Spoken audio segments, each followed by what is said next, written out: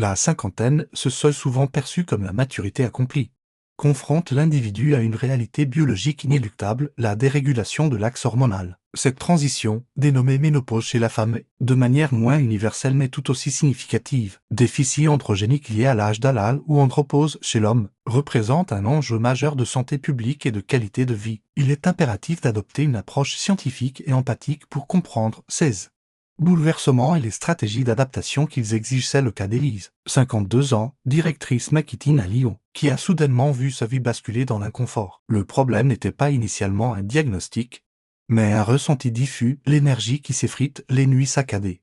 Et cette sensation de fournaise interne qui la submergeait, même en hiver. Ces bouffées de chaleur et ces sudations nocturnes, des symptômes vasomoteurs classiques, sont le signal manifeste d'une carence œstrogénique progressive due à l'épuisement folliculaire ovarien, caractéristique de la périménopause, prélude à la ménopause définitive. Élise, autrefois d'une grande lucidité professionnelle, se plaignait désormais de troubles cognitifs et d'une labilité émotionnelle inhabituelle, amplifiée par une insomnie chronique et exacerbée. Son corps, naguère un allié, semblait la trahir, avec une redistribution des graisses favorisant l'adiposité abdominale et une sécheresse vulvo-vaginale impactant son intimité parallèlement. Son conjoint, Marc, 55 ans, ingénieur à Toulouse, traversait une mutation plus sournoise, souvent minimisée par le corps médical et la société. Marc ne connaissait pas l'arrêt brutal que subissait Élise, mais une lente érosion. Il se sentait en proie à une asthénie persistante, un manque d'élan vital et une baisse progressive de la libido. En consultation, le diagnostic probable est celui de l'hypogonadisme masculin lié à l'âge HMLA. Le terme d'andropause, bien que populaire, est techniquement moins précis car,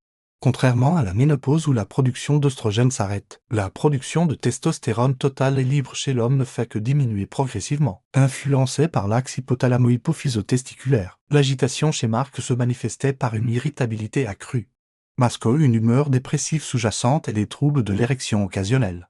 Mais anxiogène, cette perte de la vigueur androgénique altérait sa perception de sa masculinité et le plaçait dans un état de vulnérabilité silencieuse. L'agitation de ces transitions réside dans leur impact systémique, au-delà de la sphère sexuelle. Pour Élise, la carence œstrogénique augmente le risque d'ostéoporose par accélération du remodelage osseux et une détérioration du profil lipidique, facteur de risque cardiovasculaire. Pour Marc, le déficit en testostérone est également corrélé à une diminution de la densité minérale au OSSEUS, à une sarcopénie, perte de masse musculaire et à une majoration du risque métabolique, notamment l'insulinorésistance. Ces symptômes non adressés génèrent un cercle vicieux d'anxiété, de perturbation du sommeil et de détresse psychologique, minant leur qualité de vie professionnelle et conjugale. La résignation face à ce que l'on appelle à tort une simple fatalité de l'âge n'est pas une réponse médicale acceptable. La solution réside dans une stratégie thérapeutique multidisciplinaire, hautement individualisée, débutant impérativement par un bilan biologique rigoureux. Pour Élise,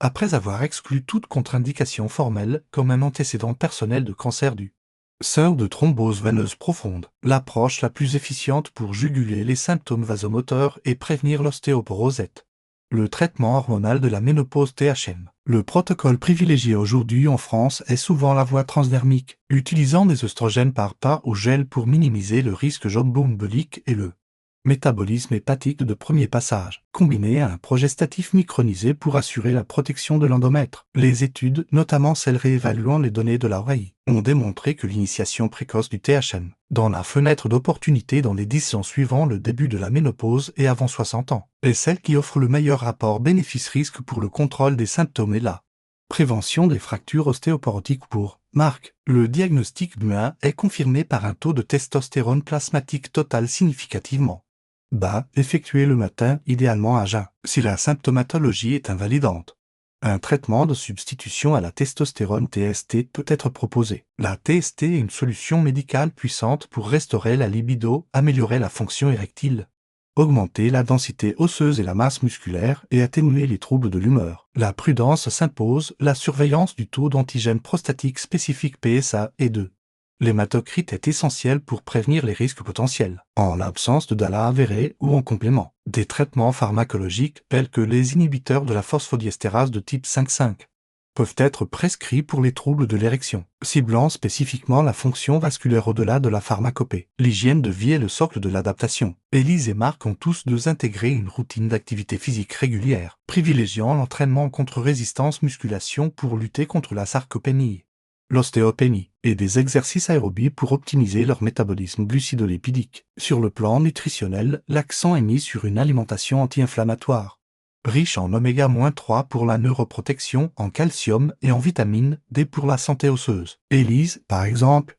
a découvert l'effet bénéfique des phytoestrogènes contenus dans les graines de lin, comme adjuvant non pharmacologique pour modérer la fréquence de ces bouffées de chaleur. Le véritable changement pour Élise et Marc réside dans leur capacité à transformer cette crise en une étape de développement personnel. Grâce à un suivi conjoint chez un sexologue et un psychologue clinicien, ils ont pu rétablir une communication intime autour de leurs désirs et de leurs peurs, désacralisant la performance au profit de l'affection et de l'intimité redéfinie. Élise, stabilisée par son THM, a vu ses performances cognitives revenir, lui permettant de reprendre un projet professionnel ambitieux. Marc, ayant retrouvé un élan vital grâce à l'optimisation de son hygiène de vie, a abandonné le fatalisme qui le rongeait. Les preuves cliniques sont claires, les patients qui adoptent une prise en charge globale, incluant le dépistage hormonal, l'ajustement des facteurs de risque cardiovasculaire et le soutien psychologique, connaissent une amélioration de leur score de qualité de vie de l'ordre de 60 à 80%. Cinquantaine n'est donc pas une période de déclin, mais une ère d'expertise biologique, la vigilance clinique,